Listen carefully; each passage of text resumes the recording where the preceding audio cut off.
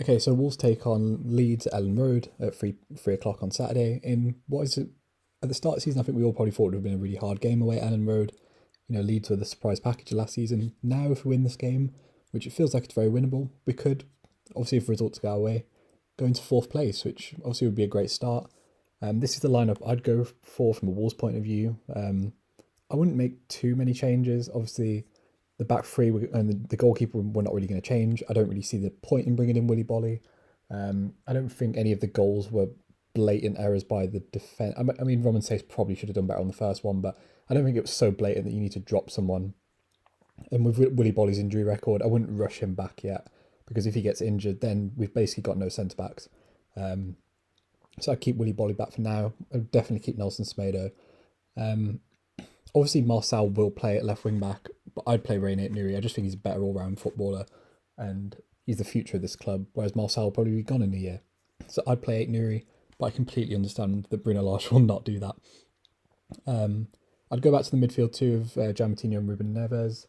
I don't mind us playing a midfield three, but we don't have the depth to do it. If you get one injury, you're kind of screwed. You need someone on the bench, and maybe that's unfair on Dendonka, but Leeds aren't a physical side, but they're a good pressing side. I'll speak about Leeds later, but I don't think Dendonka suits this game at all. You want two press-resistant midfielders who can work in tight areas, and Jaron and Ruben are that. And then the front line, I'd kind of keep it as it was, but then just add Jimenez in there. Obviously, Jimenez has to play. He's well rested after the international break. Obviously, bring him in, and maybe if he's still not ready, bring in Fabio. But have to have a focal line against Leeds. Leeds' defence, again, I'll speak about it later, but Leeds' defence it's dropped off a lot. So you need Raul Jimenez in there. Hwang was absolute, like I remember talking about in my review of the Aston Villa game. By the way, subscribe to the channel. I thought Hwang was awful, but again, the week before he was our best player, and I think he was bad enough in that Villa game that you could warrant dropping him. I don't think that'd be an unfair thing to do, but I don't think his front two suits him. I think he needs to play off someone, and that I want to see that Hwang Raul Jimenez kind of link up for one more game, especially considering how bad Leeds' defence is. I want Hwang in there for one more game. If he's bad again, drop him. And maybe that Newcastle game was just a flash in the pan. But right now, I think he deserves the chance. And then I'd keep Adama in. I thought he was pretty good last week. I think there's no reason to drop him. He was pivotal in two of the goals. Trincão's just coming back from COVID, and I think Potenci's kind of better off the bench. He started against Southampton. I think that's his only league start, and he wasn't great there. Don't know if Daniel Plant started, or even Trincão, I'd be perfectly fine with it. But I think obviously Adama does lack goals and assists. We all know that. That's fine. I don't really have an issue with that. But when you've got Jimenez and Hwang in that front three, you've got two goal scorers, and Jimenez, top of the league for key passes. There's enough goals in there and enough creativity. I think you can risk Adama's erratic end product, let's say. So I'd stick with that front three. Plus, I think Daniel Potence is perfectly competent to bring off the bench. Same as Trincão, and I don't really see the point in rushing him back. In terms of the Premier League table, Leeds obviously fourth bottom, which I think is a surprise to most people.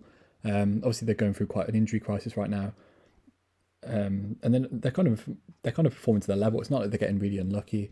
Same with us; we're kind of performing to our points level. So the table reflects it. We should be winning this game. We did the double over Leeds last season, and that was a much better Leeds team and a much worse Wolves team. Albeit we did get very lucky in those 2-1-0 wins against Leeds last season where they were both on goals. In terms of Leeds, I think there's a lot of reasons why they probably dropped off. Even starting with the goalkeeper, I really rate Ilan Meslier. There aren't many goalkeepers his age performing to that elite level in a top 5 league, but he's in the bottom 4. He's the 5th worst goalkeeper this season based on post-shot expected goals against, which is fine. He'll recover from that, but that's probably a reason why they've dropped off, and we should be peppering him with shots because he is a bit low on confidence now. He's still a young goalkeeper, and again, I'll just keep highlighting it like I do every week. But Jose Sar's 3rd best goalkeeper in the Premier League right now, which is nice to see.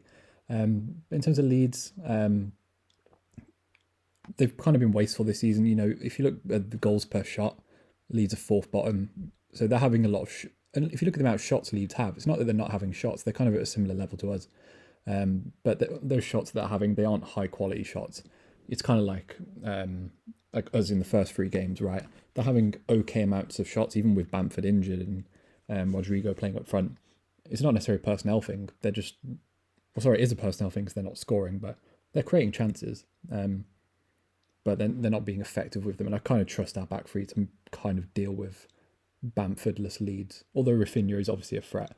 I think Wolves and Leeds are kind of very similar sides. If you look at a lot of the passing and like key passing numbers, in terms of total distance the ball moved, Wolves and Leeds right next to each other. If you look at progressive passes, Wolves and Leeds right next to each other. Key passes, Wolves and Leeds right next to each other. Do you know what I mean? Like we're performing at very similar metrics.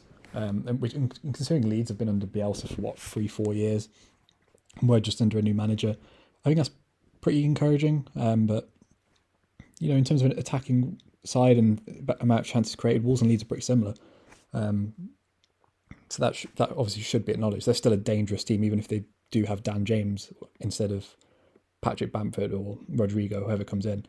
A lot of Leeds passings on the ground or kind of low passes, not many high range passes, which obviously most people would expect, right? They're not a long ball side, but the reason this kind of just pokes into my mind is because I don't think we need Dendoncker in this game. I don't think we need Willy Bolly. I think we can get away behind Kilman and Moutinho, who are obviously much worse in the air.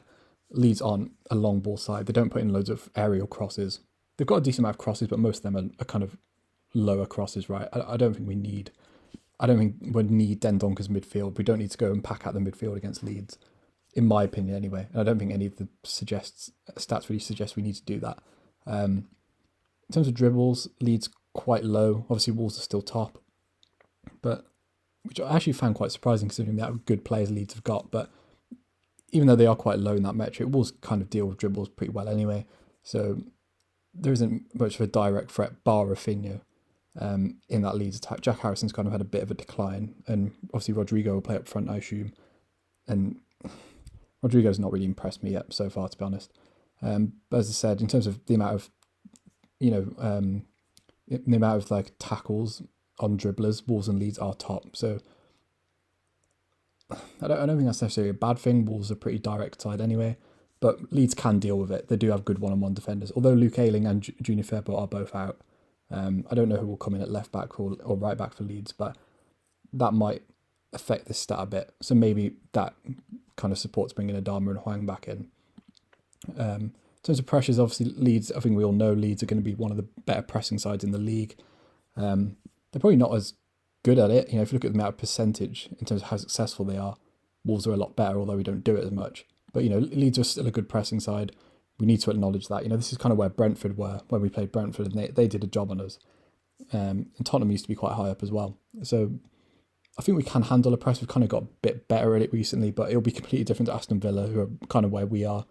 Same in Newcastle, our last 2 games. They will be on us a bit more, Leeds. And the way we started against Aston Villa, if we were playing against a more pressing side like Leeds, maybe they would have punished us a bit more.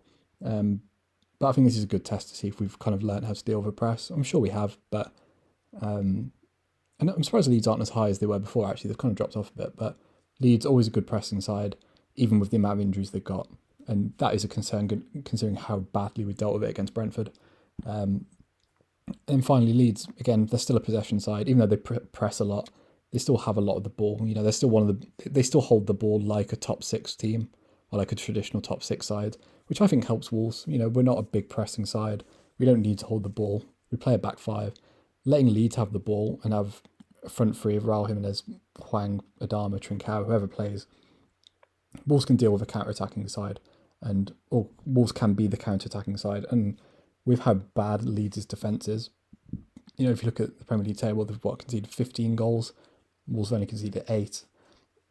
I don't know. Look, Leeds, because of how good they were last season, are kind of an intimidating threat. But considering how they've played this season, the amount of injuries they've got, how bad their defence is, there's nothing about them to me which suggests they're a big threat. So Wolves should be winning this game, even though it's away at Elland Road. And I back us to win this game. I think we'll win this game a couple of goals, probably 2-0 or 3-1. That's just what I think anyway. If you enjoyed the video, subscribe to the channel, like the video. There'll be a reaction or review after the game. And subscribe and peace.